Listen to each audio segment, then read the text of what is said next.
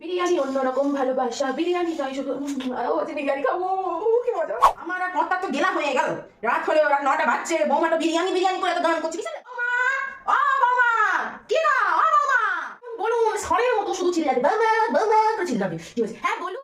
হ্যাঁ গো, রাত 9টা বাজছে। ও রে, রাত 9টা বাজছে, এই সময় গ্যাস অন করে কড়াই তেল দিয়ে কি করছো? ওই আপনার ছেলে আসলে কদিন ধরে অনেকদিন ধরে বলছি একটু বিরিয়ানি করো বিরিয়ানি করো, আসলে বাইরের বিরিয়ানি তো এখন খেতে দিই না, তো তাই জন্য ভাবছি আজ একটু বিরিয়ানি আর কষা মাংস বানাবো।